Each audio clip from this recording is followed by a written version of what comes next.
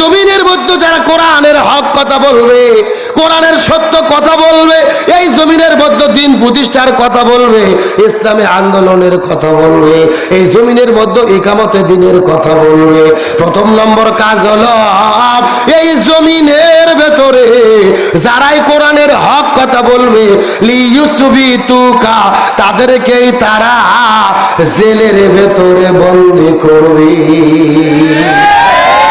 এখন আমি আপনাদেরকে জিজ্ঞাসা করি, হে পাবনার মুসলমান, চিৎকার করে বলেন, এই যে গত 16 বছরে এই দেশের মধ্যে স্বৈরাচার হাসিনা যে শাসন করে গেল, আলেমদেরকে জেলে বন্দী করছে নাকি করে নাই? আরো জোরে বলেন। আমাদের প্রিয় ভাই মুফতি আমিরে হামজা, শাইখুল হাদিস আল্লামা মামুনুল হক, শিশু বক্তা নামে পরিচিত রফিকুল ইসলাম মাদানী, মুফতি জসিমউদ্দিন রহমানী, মুফতি কাজী ইব্রাহিম, এই জায়গার মধ্যে শেষ নয় রে মুসলমান। আমাদের কোরআনের পাখি আল্লামা দেলোয়ার হোসেন সাইদিকে 13 বছর ধরে জেলখানার মধ্যে বন্দী করে রাখার পরে, ওই জেল থেকে বের করে হসপিটালের মধ্যে ভর্তি করার পরে ইনজেকশনের মধ্যে বিষ ঢুকাইয়া ওই ইনজেকশনের সিরিজ দিয়ে আল্লামা সাইদির শরীরের ভেতরে বিষ ঢুকাইয়া কোরআনের পাখিকে পরিকল্পিতভাবে তারা হত্যা করেছে। আরো জোরে বলেন। ওই আল্লামা সাইদিকে 13 বছর জেলে বন্দী করে সেখান থেকে বের করার পরে যখন নিয়ে চলে গেলেন হসপিটালের ভেতর, আবার এখানে ফ্যান দিলেন কেন? মানে এত মাস্টারি করলে হবে না তো, একটা ফ্যান দিয়েছেন, এখন বসে থেকে শোনেন। আমি ঘামবো, আমার ঘামতে দেন, আমি যত গরম হবো অত তত গরম হবো, বুঝতে থাকেন। আমার দিকে লক্ষ্য করেন। 13 বছর পরে আল্লামা সাইদিকে জেল থেকে বের করে হসপিটালের মধ্যে ভর্তি করে যেই ডাক্তারকে চিকিৎসার দায়িত্ব দিয়েছিল, ওই ডাক্তারের নাম হলো ডাক্তার মোস্তফা জামান। এই ডাক্তার কোন ডাক্তার? যেই ডাক্তার 2013 সালে শাহবাগের গণজাগরণ মঞ্চে দাঁড়িয়ে স্লোগান দিয়েছিল, সতে সাইদি তুই রাজাকার, তুই রাজাকার, আল্লামা সাইদি রাজাকারের ফাঁসি চাই। যেই লোকটা রাজাকারের ফাঁসি চাইলো, ওই লোকটাকে দিল চিকিৎসা করার দায়িত্ব। আমাদের বগুড়ার ভাষায় বলে শিয়ালের কাছে ছাগল বাগি। আরো ধরে বলেন। ওই হসপিটালের 2টা নার্স বলেছেন, যখন এই ডাক্তার আল্লামা সাইদির শরীরের ভেতরে ইনজেকশন পুশ করেছে, তার কিছুক্ষণ পরে কোরআনের পাকে আল্লামা সাইদি বিদায় নিয়ে চলে গেছে। তার মানে বোঝা গেল আল্লামা সাইদির মৃত্যু কোনো স্বাভাবিক মৃত্যু ছিল না, এটা হলো পরিকল্পিতভাবে হত্যাকাণ্ড। সুতরাং বর্তমানে তত্ত্বাবধায়ক সরকারকে বলতে চাই, এই বাংলার জমিনে কোরআনের পাকে আল্লামা সাইদিকে পরিকল্পিতভাবে যারা মৃত্যুর দিকে ঠেলে দিয়েছে, এদের প্রত্যেককেই গ্রেফতার করে বিচার করে ফাঁসির দড়িতে ঝুলাতে হবে। তাহলে চিৎকার করে বলেন, আবু জেল্লা কয়টা কাজ করবে? আরো জোরে বলেন। আমার প্রিয় বন্ধুগণ, মুসলমান ভাইরা, গভীর মনোযোগ। বাপদাদার কোনো কিচ্ছা কাহিনী বলার জন্য আপনাদের মধ্যে আসে নাই, সরাসরি কোরআন থেকে রিলে করে শোনাচ্ছি। সূরাটির নাম হলো সূরা আনফাল, আয়াত নম্বর হলো 30। আল্লাহ বলেন, আবু জেল্লা 3টা কাজ করবে। প্রথম নম্বর কাজ হলো কোরআনের হক কথা যারা বলবে তাদেরকে তারা জেলের মধ্যে বন্দী করবে। 2 নম্বর কাজ হলো আলেমদেরকে জেলে বন্দী করার পরে তাদেরকে যদি দ্বীনের পথ থেকে ফিরানো না যায়, ইসলামের পথ থেকে ফিরানো না যায়, কোরআনের পথ থেকে ফিরানো না যায়, 2 নাম্বার কাজ হলো ইয়াকতুলুকা, প্রয়োজনে তারা তাদেরকে হত্যা করে বিদায় করে দেবে। এই বাংলাদেশে গত 16 বছরের মধ্যে লক্ষ্য করে দেখেন, আমাদের নাকিব, আমাদের আবার মাওলানা মতিউর রহমান নিজামী, আপনাদের জেলার কৃতি সন্তান আলী হাসান মোহাম্মদ মুজাহিদ, আব্দুল কাদের মোল্লা, মীর কাসেম আলী মিঠু ভাই সহ, সালাউদ্দিন কাদের সাগা চৌধুরী সহ কত ইসলামী আন্দোলনের বীর সিপাহ সালাদের গলার মধ্যে ফাঁসির দড়ি ঝুলাইয়া এই জমিনের মধ্য থেকে তারা বিদায় করে দিয়েছে। এদের কোনো দোষ ছিল না, অপরাধ ছিল না রে। অপরাধ হলো একটা, এই জমিনের ভেতরে তারা কোরআনের রাষ্ট্র গঠনের কথা বলেছিল। এই জন্য 1 নম্বর জেলে বন্দী করবে, 2 নম্বর হত্যা করে জমিনের মধ্য থেকে বিদায় করে দেবে। শোনার পরে আশ্চর্য হবেন, এই বাংলাদেশের মধ্যে এই স্বৈরাচার হাসিনা অত্যাচার নির্যাতন এত মাত্রায় চলে গেছে, ওই যে মেজর বজলুল হুদার জীবনের দিকে লক্ষ্য করে দেখলাম, এই মেজর বজলুল হুদাকে জেলের মধ্যে বন্দী করার পরে ফাঁসির রায় যখন হয়ে গেল, যেই দিন ফাঁসির দড়িতে ঝুলানো হবে, ওই স্বৈরাচার হাসিনা বলেছিল ফাঁসির দড়িতে ঝুলালে হবে না, আমি তাকে নিজে হাতে হত্যা করে আমার মনের আশাটা মিটাতে চাই। আমাদের সাংবাদিক ইলিয়াস ভাই একটা রিপোর্ট করেছে, যেই রিপোর্টটা দেখার পরে শরীরের লোমগুলো দাঁড়িয়ে যায়। এই মেজর বজলুল হুদাকে নিজে হাতে হত্যা করার জন্য ওই স্বৈরাচার হাসিনা যখন কেন্দ্রীয় কারাগারের মধ্যে ঢুকলো, রাতের 9টার দিকে বিদ্যুতের লাইটগুলোকে বন্ধ করে দিয়ে তার সাথে সবাইকে ফাঁসির দড়িতে ঝুলানো হলো, কিন্তু মেজর বজলুল হুদাকে ওই স্বৈরাচার হাসিনা নিজে জেলখানার মধ্যে ঢুকে হাতের মধ্যে চাকু নিয়ে ওই মেজর বজলুল হুদাকে নিজে চাকু দিয়ে জবে করে তাকে হত্যা করেছে। জোরে বলেন নাউজুবিল্লাহ। একটা মহিলা কতটা দাজ্জাল হলে, কতটা ডাইনি হলে, কতটা সেমর হলে এমন কাজ করতে পারে? ওই মেজর বজলুল হুদাকে ফাঁসি দেওয়ার কথা, কিন্তু ফাঁসি তিনি দিতে দেয় নাই, নিজে জেলের মধ্যে ঢুকে তার সাথে কয়েকজনকে সাথে করে নিয়ে গিয়ে চাকু দিয়ে জবে করে হত্যা করেছে।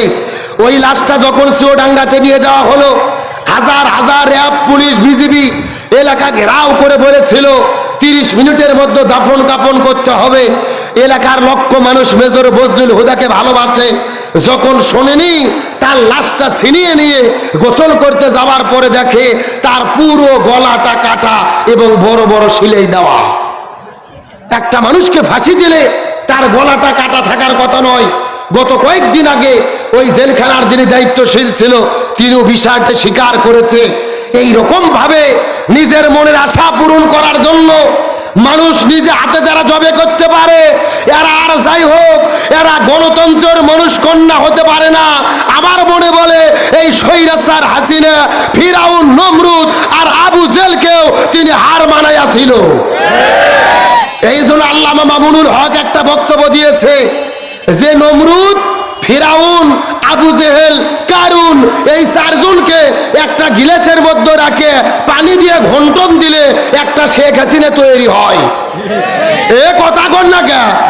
তার মানে নমরুদ, ফিরাউন, আবু জেহেল, কারুন এই 4 জনের মধ্যে যে যে গুণ ছিল সব গুণই ওই রূপবতী হাসিনের মধ্যে পাওয়া যায়। ওই স্বৈরাচার বিদায় নেওয়াতে আমরা খুশি না বেজার? আল্লাহ তোমার দরবারেতে হাজার শুকরিয়া, আল্লাহ তোমার দরবারেতে হাজার শুকরিয়া, হাসিনা পালাইছে দেশটা সারিয়া, সকলের মুখে হাসি আসলো ফিরিয়া। আরো জোরে বলতে হবে।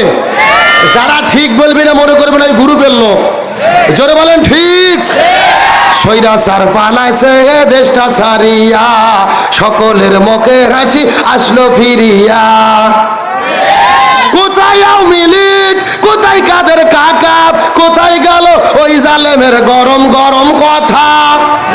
কোথায় ছাত্রলীগ, কোথায় কাউয়া কাকা, কোথায় গেল ওই জালেমের গরম গরম কথা? খেলা হবে, খেলা হবে, খেলা হবে, খেলা হবে, খেলা হবে, বইলা কাকা গেল পালায়া। এ কথা কন না কে? এরা কি ডায়লগ দিয়েছিল? খেলা। কে বলেছিল? এ জোরকন কি কাদের? কাউয়া কাদের? আমার ভাইরা হাসার জন্য বলি নাই, এই বাংলাদেশে বান্দার মুসলমানদের কলিজার ভেতরে যারা যারা আঘাত দিয়েছে তার মধ্যে অন্যতম হলো এই ওবায়দুল কাদের। সুতরাং এর কোনো ক্ষমা। এরা ডায়লগ দিয়েছিল খেলা হবে, কিন্তু আমরা লক্ষ্য করে দেখেছি ছাত্র জনতা রাজপথে নেমে যখন আসল খেলা শুরু করলো এদেরকে আর খুঁজে পাওয়া গেল না। তার মানে বোঝা যায় এরা ফাঁকা মাঠে গোল দেওয়ার খেলোয়াড়, আসল খেলার খেলোয়াড় না। আজ থেকে 5 বছর আগে এই যে এরকম একটা বৃদ্ধ চাচা মনে করছে 8টা থেকে যেহেতু ভোট আমি আর ওজু নষ্ট করব না। কি বাবা? মানে হাদিস কোরআন দিয়ে মানুষকে বোঝানো লাগে। জি, হাদিস কোরআন দিয়ে তো বলতেছি। না বাবা, এটা বসেন, আপনি বসেন। না না, আপনি তো স্বৈরাচারের লোক না। তো বাবা এই কাজের রাস্তা। আপনি কি স্বৈরাচার হাসিনার লোক? এই বাবু, জি, আপনি একটু বসেন, আলোচনাটা লাইন উঠে দেন, বসেন। এই জন্য সারা- এই গত 16 বছরে বাংলাদেশে আমরা দেখেছি ওই স্বৈরাচারেরা কোরআনের হক কথা বলতে দেয় নাই। এ কথা কোন না কে? আজকে দেশ স্বাধীন হয়েছে, এখনো যদি কোরআনের সত্য কথা বলতে না পারি তে মাহফিল করে কি লাভ হবে? ভুল বুঝেন না আপনারা, ভুল বুঝেন না। আমাদের অনেক ব্যথা যন্ত্রণা অন্তরের ভেতরে আছে, ওরা কম জ্বালান জ্বালাই নাই। কোরআনের হক কথা চলবে, স্বৈরাচারের দালালি আর বাংলাদেশে চলবে না। এখন বাংলাদেশ চলবে কোরআন সুন্নাহর ভিত্তিতে। আর স্বৈরাচারের দোসরদের জায়গা এই বাংলার জমিনে হবে। আপনাকে ভয় করতেছেন, রাগ করতেছেন? আলোচনা কি চলবে? কারা কারা চলবে? দুটো হাত আল্লাহকে তুলে দেখান।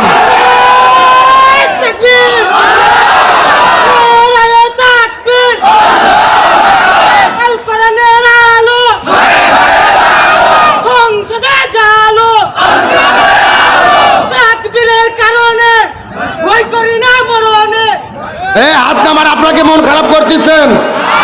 বাস আছে, আপনি আমার কাছে বসেন, টেনশন নেবেন, বসেন। আমি এই জন্য বলছি, আপনি জি, আপনি আলোচনা আগে বুঝেন, তারপরে কথা বলবেন। কথা কন না কে? আমি এতক্ষণ যা কথা বলেছি কোন মিথ্যা কথা বলছি? কোরআন হাদিসের বাইরে বলছি? এখন খেলা হবে শুনে আপনার কলিজাত লাগবে কেন? কথা কন না কে? ওই ডায়লগ দিয়ে ইমানদারদের অন্তরে কম জ্বলান জ্বালাই ওবায়দুল কাদের। এখন ওই কথা বললে যদি আপনাদের অন্তরে লাগে তাহলে বোঝা লাগবে আপনাদের অন্তরে লাগতেছে, মানে ওদের সঙ্গে সম্পর্ক আছে। কথা কন না কে? আলোচনা চলছে চলছে। আবু জেলটা কয়টা কাজ করবে? আরো জোরে কন। কোরআনের মধ্যে আছে না নাই? সূরা আনফাল আয়াত কত? 30। জোরে বলে আয়াত কত? 1 নম্বর জেলে বন্দি করবে, 2 নম্বর হত্যা করবে। তো শেখ হাসিনা আলেমদের জেলে বন্দি করেনি? কোন আমির হামজার কোন অপরাধ আছে? আল্লামা সাঈদীর অপরাধ আছে? তো এই কথা শুনতে আপনার লাগবে কেন? এই কথা যদি বলা না যায়, মাহফিল না করে মমতাজের গান দেওয়া ভালো। ওই কবরের ওয়াজ আমরা বহু শুনছি। গত 16 বছরে মাহফিলে গেলেই কমিটি বলে, হুজুর আকাশের ওপরের ওয়াজ করবেন আর মাটির নিচের ওয়াজ করবেন। এই দুনিয়া যা হচ্ছে হোক, হুজুর বাদ দেন। আর এখন আমি ঘোষণা করতেছি, দুনিয়ার এখন কবরও বাদ, আকাশও বাদ, এখন দুনিয়ার ওয়াজ হবে। এই বাংলাদেশের রাষ্ট্র গঠনের আলোচনা চলবে, কোন জালিমের কাছে মাথা নত চলবে। আরে ভাই, এতদিন পর্যন্ত যারা স্বৈরাচারের দোসরগিরি করছে, আওয়ামী লীগ করছে রে, এদের কচুর সাথে গলার দড়িতে মরা দরকার। কারণ যার জন্য জীবন যৌবন শেষ করে দিল, ও থুইয়ে পালিয়ে চলে গেছে। আমাদের জামাতের নেতা, বিএনপি নেতা কেউ কি পালাইছে? আর আপনারা যার পক্ষে দালালি করতেছেন, ও থুইয়ে পালিয়ে চলে গেল। কথা কন না কে? আপনাদের তো তওবা করে দিনের পথে ফিরে আসা দরকার। এমন নেতার পেছনে ঘোরেন যেই নেতা থুইয়ে পালিয়ে চলে যায়। কথা কন না কে? আর আমাদের নেতারা ফাঁসির দড়িতে ঝুলেছে, দেশ ছাড়া হয় নাই, জালিমের কাছে মাথা নত করে নাই। তাহলে বলেন আবু জেল্লা কয়টা কাজ করবে? ও যে কথা বলতেছিলাম শোনেন, এই যে এইরকম চাচা বলতেছে 8টার দিকে ভোট, আমি আর অজু নষ্ট করবো না। অজু থুই 8টার দিকে ভোট দিতে গেছে, চাচা যাইয়া দেখতেছে, চাচা যাওয়ার আগে আর এক আল্লাহর ওলি এসে তাহাজ্জুদের নামাজ পড়ে দিয়ে গেছে। কথা কি বোঝা যায়? চাচা গেছে ফজরের অজুতে ভোট দিতে, আর ওরা কাম সারতে তাহাজ্জুদের অজু দিয়ে। চাচা মন খারাপ করে চলে যাচ্ছে। কিছুক্ষণ পর ছেলে পেলে ডাকতে বলতে, যাই চাচা শোনেন, বাড়ির যে চাষিক নিষেধ করবেন, চাষিও যেন না আসে, তার কারণ চাষির ভোটও দেওয়া হয়ে গেছে। তখন চাচা বলতেছে, কে বাবা, তোমার চাষি মরে গেছে 6 বছর আগে। জোরে বলেন, কয় বছর আগে? বলছে 6 বছর আগে তোমার চাচি মারা গেছে। আজকে কখন ভোট দিতে এসেছিল, আমাকে ডাক দিলে তো আমি একটু দেখা করতাম। কথা কি বোঝা যায়? তার মানে বোঝা যায় 16 বছরে সঠিক নির্বাচন যদি হতো, এমপি মন্ত্রী হওয়া তো দূরের কথা, জামাত বিএনপি মাঠে থাকলে এরা মেম্বার হওয়ারও ভোট পেত না। আর বিনা ভোটের এমপি মন্ত্রী হয়ে ক্ষমতা দেখাইয়া কোরআনের মাহফিল বন্ধ করে দেয়। আমার প্রিয় বন্ধুগণ, মুসলমান ভাইরা গভীর মনোযোগ।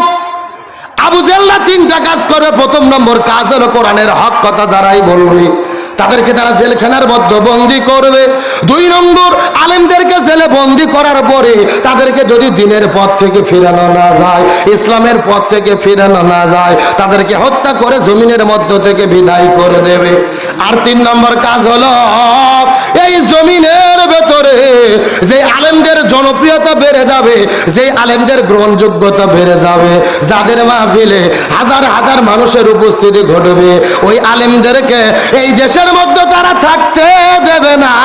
লিইকুরি জুকা, তাদেরকেই তারা দেশ থেকে বের করে দেবে। এই বাংলাদেশে গত 16 বছরে আমরা লক্ষ্য করে দেখেছি, ওই কোরআনের পাখি আল্লামা সাঈদী বন্দী হবার পরে সবচাইতে যিনি জনপ্রিয়তা অর্জন করেছে